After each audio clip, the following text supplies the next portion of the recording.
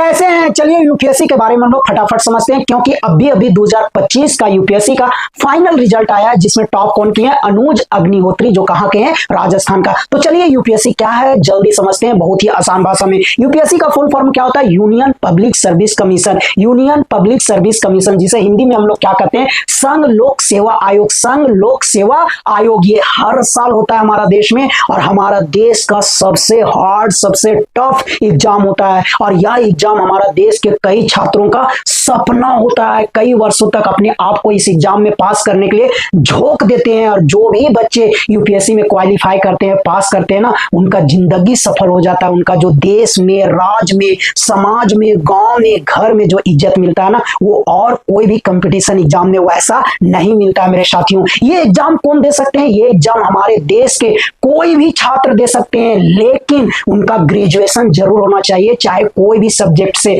Arts से, चाहे science से, चाहे कॉमर्स से, ग्रेजुएशन होना ही चाहिए। और मिनिमम कितना उम्र होना चाहिए? 21 वर्ष। मिनिमम कितना उम्र होना चाहिए मेरे साथियों? 21 वर्ष। लगभग 1000-1100-1200 सीट पर हर साल एग्जाम होता है, और इसका एग्जाम का जो फी होता है ना, सभी लड़की लोग के लिए फ्री होता है, चाहे वो जनरल का लड़की हो, चाहे ओबीसी का हो, चाहे एससी का हो, चाहे एसटी का हो। सारा लड़की लोग के लिए यूपीएससी का जो फॉर्म होता है ना, वो बिल्कुल फ्री होता है। एससी एसटी का लड़की और लड़का दोनों लोग के लिए बिल्कुल फ्री होता है। केवल जनरल और ओबीसी का लड़का लोग का फी लगता है, वो भी मात्र कितना? 100 रुपया। वो भी मात्र कितना मेरे साथियों? 100 रुपया लगता है। जनरल लोगों को उम्र 21 से लेकर के 32 वर्ष तक कितना बार मौका मिलता है? 6 बार। मात्र 6 बार मौका मिलता है मेरे साथियों जनरल लोगों के लिए। ओबीसी को कितना बार मौका मिलता है? उम्र 21 से लेकर के, क्योंकि मिनिमम उम्र कितना होना चाहिए? 21 वर्ष, और ग्रेजुएशन तो पास होना ही होना चाहिए। तो 21 से लेकर के 35 वर्ष तक कितना बार मौका मिलता है? ओबीसी को 9 बार। कितना बार? 9 बार। और एससी एसटी लोगों के लिए उम्र 21 से लेकर के 37 वर्ष तक अनलिमिटेड मौका मिलता है। आपको जितना बार देना दे सकते हैं, लेकिन 21 से लेकर के 37 वर्ष तक मेरे साथियों। तो मिनिमम उम्र कितना होना चाहिए? 21 वर्ष, और ग्रेजुएशन कम से कम होना चाहिए, चाहे कोई भी सब्जेक्ट का, और इंडिया का नागरिक होना चाहिए, यानी हमारा देश का नागरिक होना चाहिए। यूपीएससी का जो एग्जाम होता है वो 3 स्टेप में होता है। 3 स्टेप में। पहला पीटी होता है। पहला पीटी में 2 पेपर होता है। दोनों पेपर 200 नंबर का होता है, एक ही दिन में होता है, और दोनों पेपर केवल क्वालिफाई करना रहता है, यानी दोनों पेपर में 33% लाना रहता है, यानी 66 नंबर लाना रहता है। और पीटी का जो भी नंबर आता है वो कभी भी फाइनल रिजल्ट में नहीं जुड़ता है मेरे साथियों। पीटी का नंबर फाइनल रिजल्ट में नहीं जुड़ता है। जैसे पीटी आप पास करोगे, आपको दूसरा एग्जाम देना पड़ेगा, जो मेन एग्जाम होता है, जिसको हम लोग मेंस बोलते हैं। यही मेन एग्जाम होता है, और ये कितना नंबर का होता है? 1750 नंबर का। कितना नंबर का होता है? 1750 नंबर का।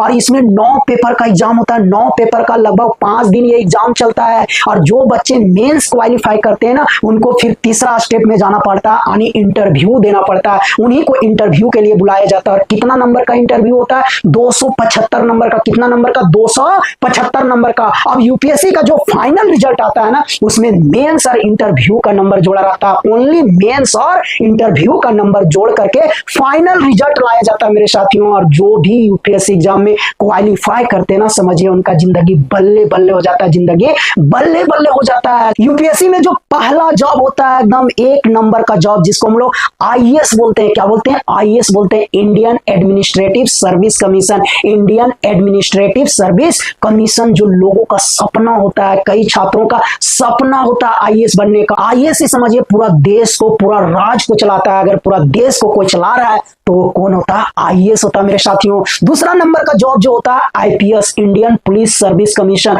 IPS, Indian police service commission, जो पूरा प्रशासनिक का क्या होता है? हेड होता है। तीसरा जो होता है मेरे साथियों IFS, Indian foreign service commission. Indian foreign service commission. ये तीनों जॉब जो होता है ना, पूरा यूपीएससी के बच्चों के लिए सपना होता है। पहला आईएएस, उसके बाद आईएएस नहीं मिला तो आईपीएस। आईपीएस भी कई लोगों का सपना होता है। कई लोग ये सब प्राप्त करने के लिए अपने आप को कई वर्ष झोंक देते हैं, दिन रात मेहनत करते हैं, कड़ी मेहनत करते हैं, और जब सफलता प्राप्त करते हैं ना, तो समझिए उनका जिंदगी बल्ले बल्ले हो जाता है। उनका इज्जत, मान सम्मान पूरा देश में, राज्य में, गांव में, समाज में मिलता है ना, वो और कोई भी नौकरी में नहीं मिलता मेरे साथियों। तो ये है यूपीएससी। सभी से अनुरोध है कि वीडियो को जरूर शेयर कीजिएगा, लाइक कीजिएगा, कमेंट कीजिएगा, और सभी को जरूर कम से कम एक बार यूपीएससी एग्जाम जरूर दीजिएगा, और रात दिन मेहनत करके यूपीएससी में सफलता प्राप्त करने का कोशिश कीजिएगा। बाय बाय, धन्यवाद।